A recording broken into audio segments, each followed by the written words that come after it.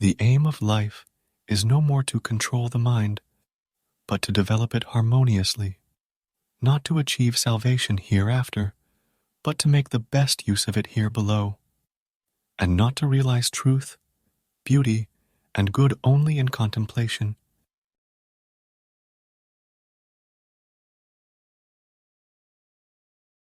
but also in the actual experience of daily life. Social progress depends not upon the ennoblement of the few, but on the enrichment of democracy. Universal brotherhood can be achieved only when there is an equality of opportunity in the social, political, and individual life.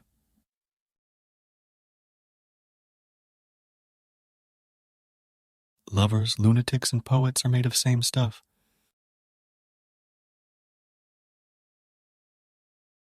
Study so that you are able to meet arguments of your opponents.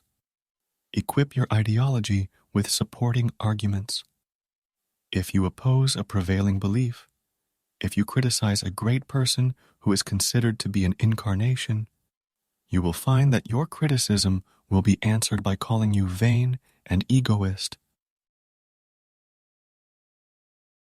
The reason for this is mental ignorance. Logic and free thinking are the twin qualities that a revolutionary must inevitably possess.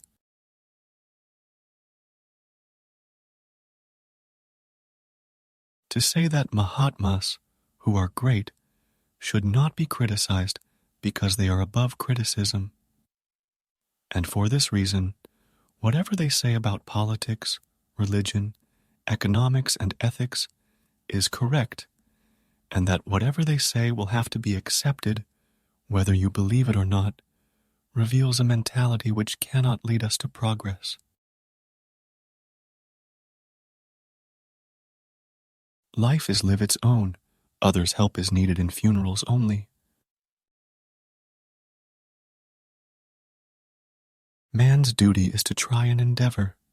Success depends upon chance and environments. What more consolation can there be? A God-believing Hindu may expect to be reborn a king. A Muslim or a Christian might dream of the luxuries he hopes to enjoy in paradise as a reward for his sufferings and sacrifices. What hope should I entertain? I know that will be the end when the rope is tightened round my neck and the rafters move from under my feet. To use more precise religious terminology, that will be the moment of utter annihilation.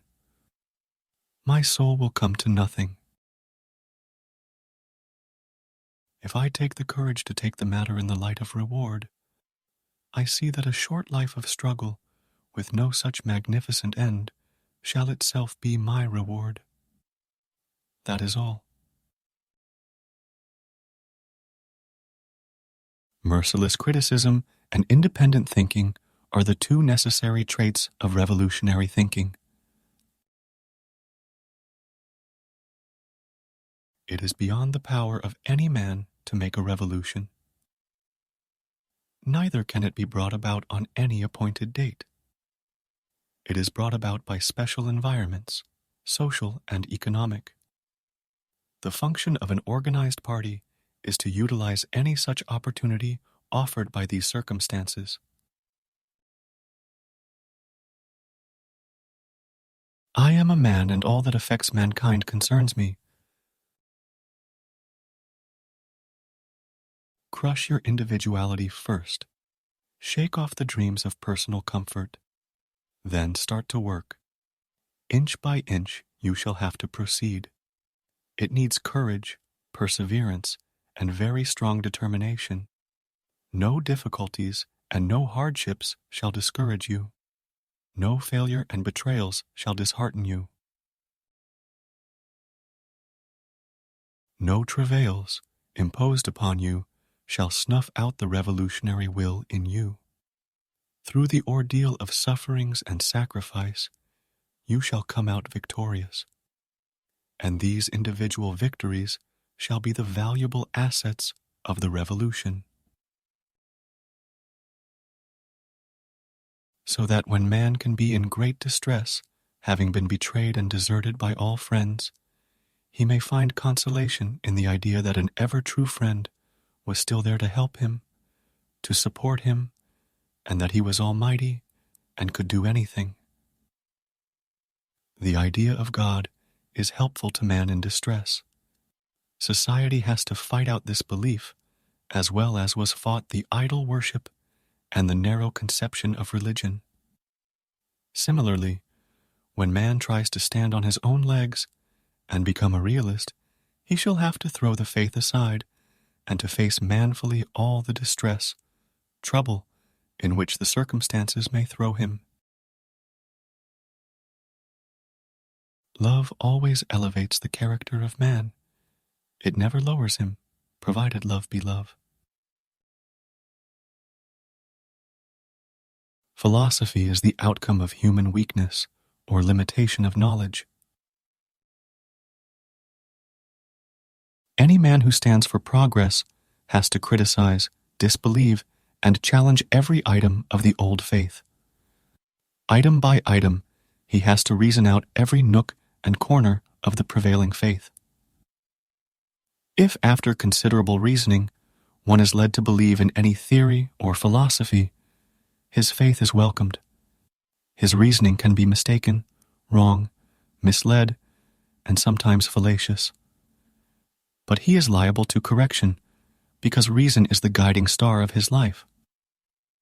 But mere faith and blind faith is dangerous. It dulls the brain and makes a man reactionary.